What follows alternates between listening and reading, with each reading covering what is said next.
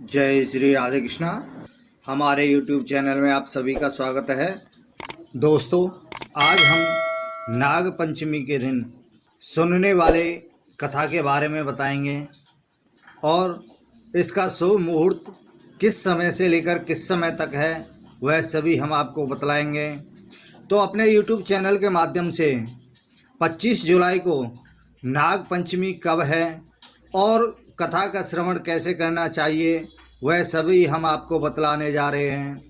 जिन लोगों के राहु केतु कष्टकारी हैं अथवा जिनकी राहु की दशा चल रही है, उनके लिए नाग पंचमी का पूजन सर्व कष्ट निवारण हेतु अत्यधिक महत्वपूर्ण हो जाता है।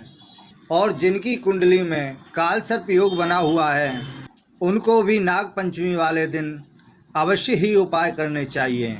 सावन शुक्ल पक्ष की पंचमी को नाग देवता का पूजन किया जाता है। यह परंपरा सदियों से चली आ रही है। 25 जुलाई को नाग पंचमी का शुभ मुहूर्त है, जिस समय आप पूजा कर सकते हैं। सुबह 5:43 से 8:25 तक है और पंचमी प्रारंभ होगी 24 जुलाई को दोपहर 2:33 से और पंचमी रहेगी 25 जुलाई दोपहर 12:01 तक। तो इसलिए इसका पूजा का शुभ मुहूर्त बन रहा है 5:43 से सुबह 8:25 तक। इसके अंतर्गत आप पूजा कर सकते हैं। नागदेव जहाँ भगवान शिव के गले के हार हैं, वहीं भगवान विष्णु की सैया भी हैं। लोक जीवन में भी नागों से गहरा नाता है। इसी कारणों से नाग की देवता के रूप में पूजा भी की जाती है। तो सावन के मास के आराध्य देव भगवान शिव माने जाते हैं। साथ ही यह समय वर्षा ऋतु का भी होता है, जिसमें माना जाता है कि भूगर्भ से नाग निकलकर भूतल पर आ जाते हैं, यानी पृथ्वी पर आ जाते हैं। वे किसी का अहित का कारण न बने, इसलिए भी नाग देवता को प्रसन्न करने के लिए नाग पंचमी की पूजा की जाती है। तो 25 जुलाई को शनिवार के दिन हस्त नक्षत्र के प्रथम चरण के ये दुर्लभ योग हैं, जिसमें आप नाग पंचमी की पूजा कर सकते हैं। तो आइए अब हम अपने YouTube चैनल के माध्यम से नाग पंचमी की कथा का श्रवण कराते हैं।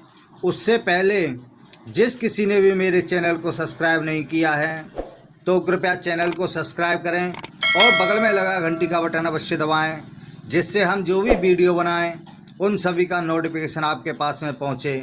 लाइक करें तथा शेयर भी करें। तो आइए नाग पंचमी की कथा का श्रवण करते हैं। वह कथा इस प्रकार है कि एक समय में एक सेठ हुआ करते थे। उनके 7 बेटे थे। सातों की शादी हो चुकी थी। सबसे छोटे बेटे की पत्नी श्रेष्ठ चरित्र की विदुषी और सुशील थी, लेकिन उसका कोई भाई नहीं था। तो एक दिन बड़ी बहू ने घर लीपने के लिए पीली मिट्टी लाने के लिए सभी बहुओं को चलने को कहा। तो इस पर बाकी सभी बहुएं उनके साथ चली गईं और डलिया तथा खुरपी लेकर मिट्टी खोदने लगीं। तभी वहाँ एक नाग निकला। इससे डरकर बड़ी बहू ने उसे खुरपी से मारना शुरू कर दिया। इस पर छोटी बहू ने उसे रोका। इस पर बड़ी बहू ने सांप को उसी के ऊपर छोड़ दिया।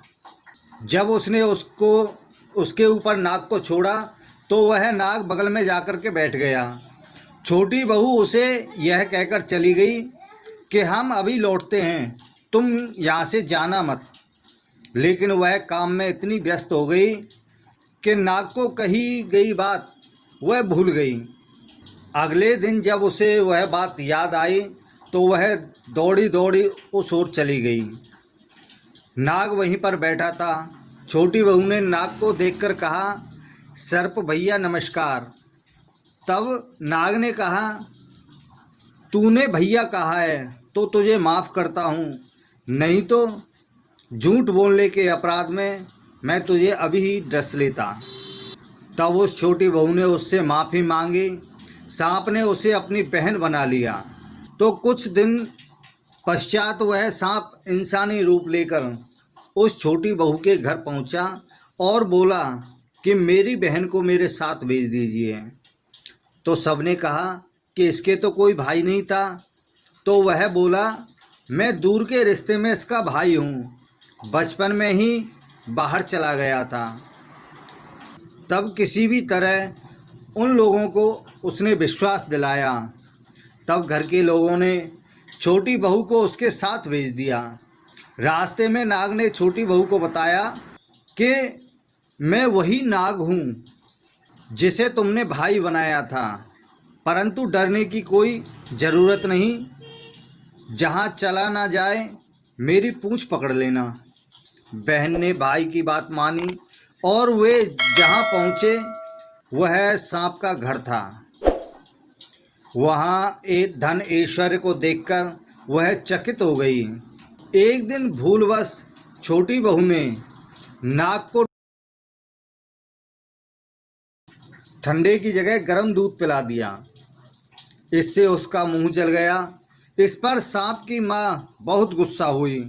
तब सांप को लगा कि बहन को घर भेज देना चाहिए।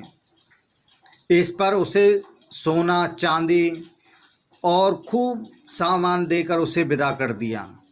सांप ने छोटी बहू को हीरे मणियों का एक अद्भुत हार भी दिया था। उसकी प्रशंसा बहुत फैल गई और रानी ने भी यह बात सुनी। रानी ने राजा से उस हार की मांग की जो नाग देवता ने अपनी बहन को दिया था। तब राजा के मंत्रियों ने छोटी बहू से हार लाकर रानी को दे दिया। छोटी बहू ने मन ही मन अपने भाई को याद किया और कहा, भाई, रानी ने हार छीन लिया। तुम ऐसा करो कि जब रानी हार पहने तो वह सांप बन जाए और जब लौटा दे तो फिर से हीरे और मणियों का हो जाए। सांप ने वैसा ही किया। जब रानी ने हार पहना तो उसके गले में वह सांप बन गया। सांप को देख करके रानी से हार वापस तो मिल गया, लेकिन बड़ी बहू ने उसके पति के कान भर दिए। पति ने अपनी पत्नी को बुलाकर पूछा, यह धन तुझे कौन देता है? छोटी बहू ने सांप को याद किया और वह प्रकट हो गया। इसके बाद छोटी बहू के पति ने नाग देवता का सत्कार किया। उसी दिन से नाग पंचमी पर स्त्रियां नाग को भाई मानकर उसकी पूजा करती हैं। नाग पंचमी के दिन नाग देवता की अगर मन से पूजा की जाए तो वह सभी को सब कुछ देने वाले होते हैं। तो आज हमने कथा का श्रवण कराया जो नाग पंचमी की कथा थी। अब उसकी पूजा के विधि के बारे में बतलाते हैं, उसकी पूजा किस प्रकार की जाती है। तो नाग पंचमी पर सुबह जल्दी उठकर नित्य कर्मों से निवृत्त होकर सबसे पहले भगवान शंकर का ध्यान करें। इसके बाद नाग नागिन के जोड़े की प्रतिमा हो सके तो सोना, ना हो तो चांदी, अगर चांदी भी ना हो तो तांबे से निर्मित नाग नागिन को जोड़े को सामने रख कर के पूजा करनी चाहिए। और आप पर जो भी मंत्र आता हो उस मंत्र का उच्चारण करें नाग देवता के। अगर मंत्र नहीं आता है तो मन ही मन नाग देवता को नमस्कार करें और कोई भी गलती हो उसके लिए क्षमा याचना करें। इसके बाद व्रत उपवास एवं पूजा उपासना का संकल्प लें। नाग नागिन के जोड़े की प्रतिमा को दूध से स्नान कराएं। इसके बाद शुद्ध जल से स्नान कराकर गंध पुष्प धूप दीप से पूजन करें तथा सफ़ेद मिठाई का भोग अवश्य लगाएं। सफ़ेद कमल का फूल हो सके तो पूजा में रखें और प्रार्थना करें कि हे नाग देवता हमारी पूजा को स्वीकार करें, जो भी हमसे बन पड़ा है वह आप स्वीकार करें और अपनी मनोकामना को उसके समक्ष रखें, जिसके रखने से आपकी मनोकामना अवश्य ही पूर्ण होगी। तो आज हमने नाग पंचमी पर कथा का और मुहूर्त का तथा पूजन विधि का विस्तार से बतलाया है। तो आज के लिए बस इतना ही। जिस किसी ने भी मेरे चैनल को सब्सक्राइब नहीं किया है कृपया सब्सक्राइब करें, लाइक करें तथा शेयर भी करें और बगल में लगा घंटी का बटन दबाना ना भूलें, जिससे हम जो भी वीडियो बनाएं उन सभी का नोटिफिकेशन आपके पास पहुँचे। तो जय श्री राधे कृष्णा।